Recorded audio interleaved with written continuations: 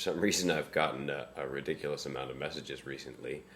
People asking me to show them my apartment. Some of them are friends, some of them are people I've never met and I didn't even know were fans. And I normally, in the past when I've gotten messages like that, I normally just kind of ignored it because I had roommates and I didn't want to just walk into, let's say Nad's room and show everybody in the world what he was up to without his permission.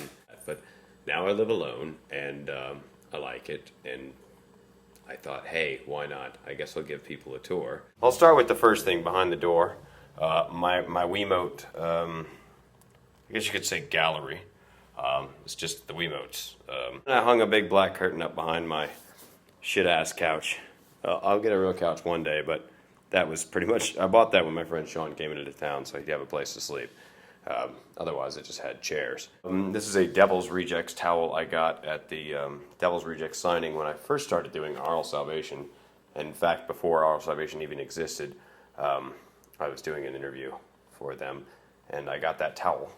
Here is the little entertainment console deal. Really, the only thing worth pointing out here is this badass Cheshire cat that a friend of mine gave me. She had it in her apartment. She wasn't sure what to do with it, and I showed her that I had the tattoo of the Cheshire Cat on my arm, and she said, well, then this belongs to you.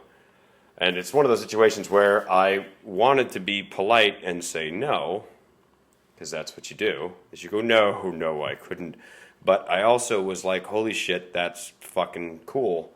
I really, really want it. And so I didn't hesitate. I said, okay. This is one of those Think Different posters. My mom left it to me in her will. She gave me a few of them, but that's the one that fits here. And I'm a big fan of Jim Henson and the MItcz. Here's the Burger King Star Wars toys. If you'll remember, on Aural Salvation, we one time made a pseudo-porno with those guys. This is those little Star Wars decorations are the Christmas decorations I bought when I decided to spend Christmas alone in Vegas one year. And I had a tiny little tree, and so I bought some ornaments so I can hang them on the tree. This is my scorpion cookie puss. You probably can't see her. I don't know where I got that guy. A lot of people buy me Jack Skellington stuff, like that one right up there. And I don't really know why. I've never really said I was a huge fan of Nightmare Before Christmas. I don't hate it. I like it. It's a good movie, but I don't remember ever telling anybody I was a big fan of it. Somewhere in there is a 6-foot ball python, but she's sleeping.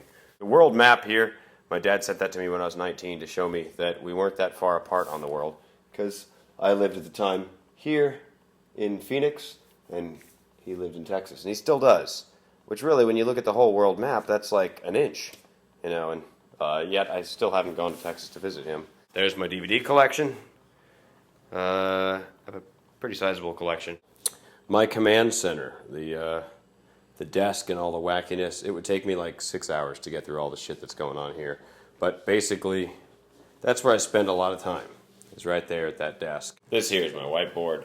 In previous apartments, when you have roommates, Nat and I used to write messages to each other.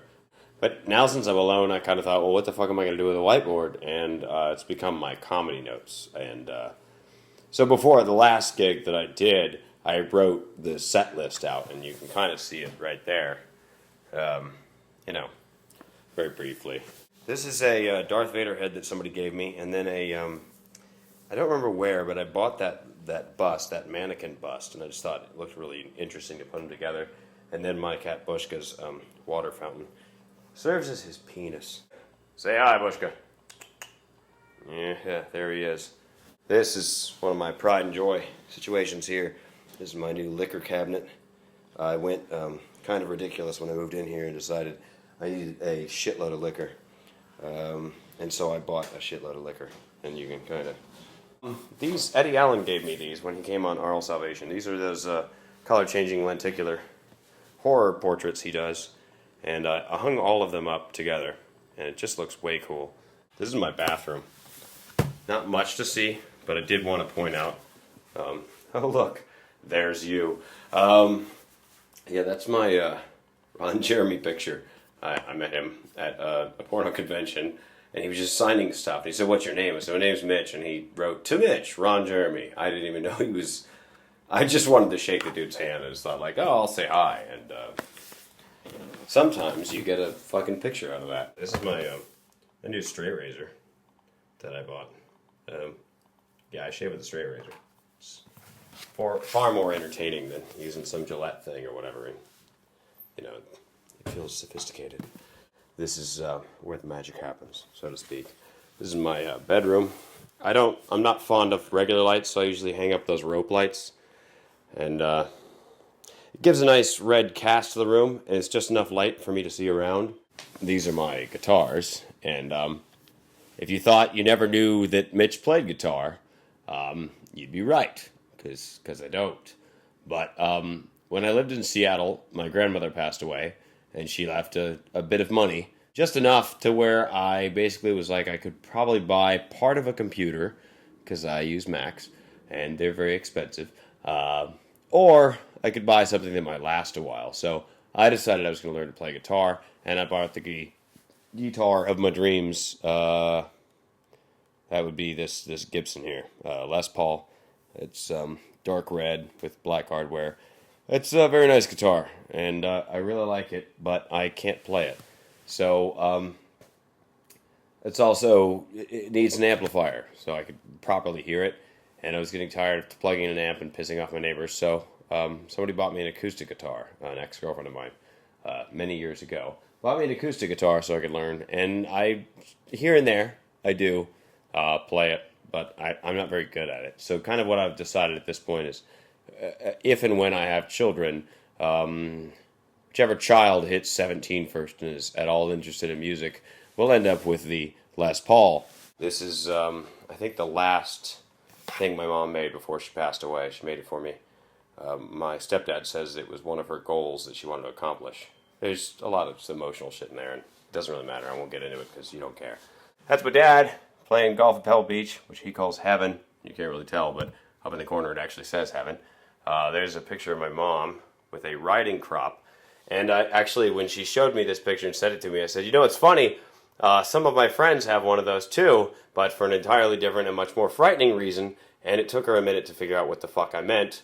And then she realized and laughed. So my mom's a sick fuck, but good woman. I'm only showing you the closet because I have kind of a ridiculous collection of business jackets.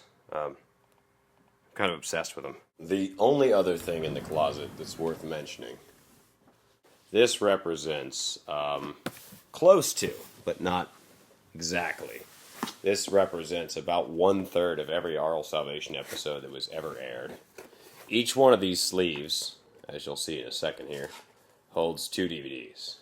Each one of those boxes you saw out there, and there's 3 of them, have basically, they're entirely full. And then I have, beyond that, I have another stack of about 40 or so, and then randomly here and there I will find other DVDs from Oral Salvation just around the apartment. And so all told, out of the 2.5 years we did the show, an hour a night between 4 and 5 nights a week, I probably have, 200, 300 episodes, a couple hundred hours just sitting around the apartment. One day, I will figure out what I'm going to do with them.